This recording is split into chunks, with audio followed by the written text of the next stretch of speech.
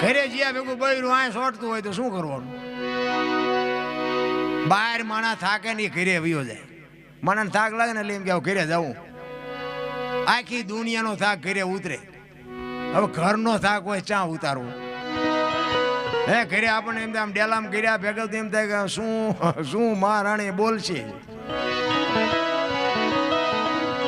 હવે અહીંયા વંટોળીઓ સડે તો આપણે ઈ પીડા કોને કહેવા જવું?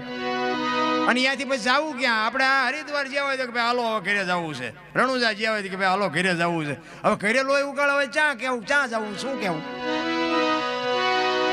એની જ મજા છે રામ. અમરનગરમાં આતમ દેખ્યા, ભૂલી ગઈ દેહનું ભાન. બાપુ સવારામ બાપા કહે છે અમરનગર ક્યાં આવ્યું છે?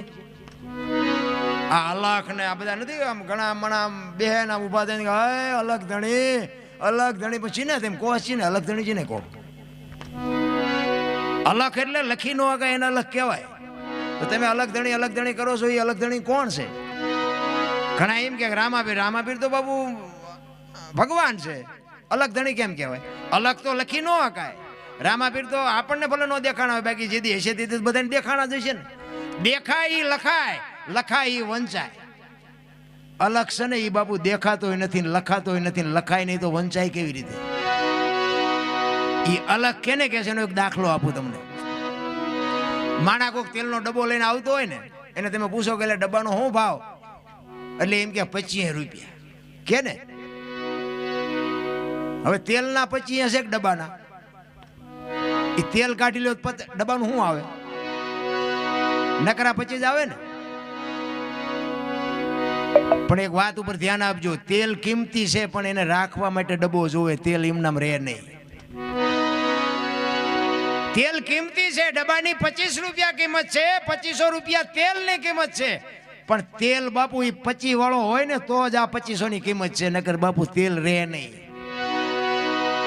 અને સિંગ તેલ હોય, કપાસિયા તેલ હોય, પામોલીન તેલ હોય, એ તેલ ઉપર ન લખાય, ડબ્બા ઉપર લખવું પડે, એને અલગ કહેવાય.